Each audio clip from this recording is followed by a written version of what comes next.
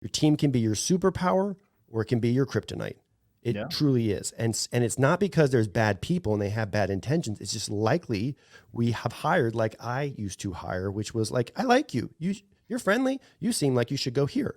Right. Yeah.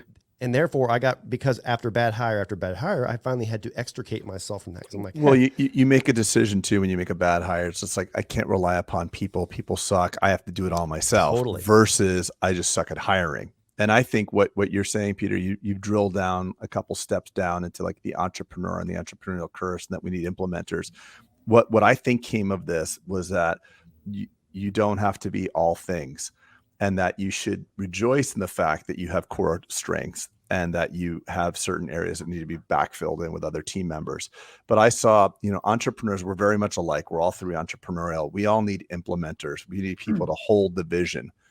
But a lot of the people in the mastermind are just practicing dentists, and they actually don't have that entrepreneurial driving autonomous force. And they're actually looking to outsource that. I think that's a harder thing.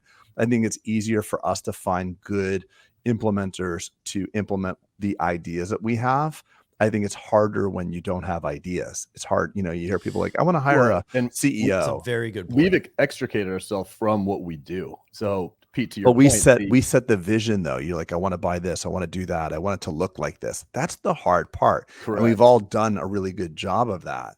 So I think it's an easier thing to be an entrepreneur, have an entrepreneurial drive and find people that want to jump on the wagon and go with you, versus kind of like floundering, like, should I build a 5-op or a 50-op or 3 offices or 1? That's harder to me.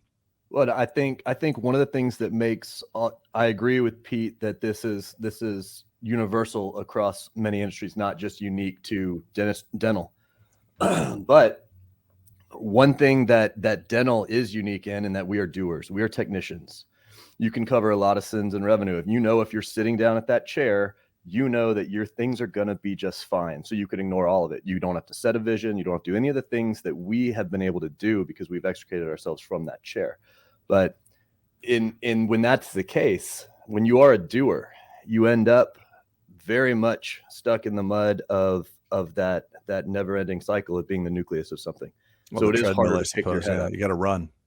Yeah. Harder to pick your head up, harder to see the things that you need to see. It's easier to just hire who you like.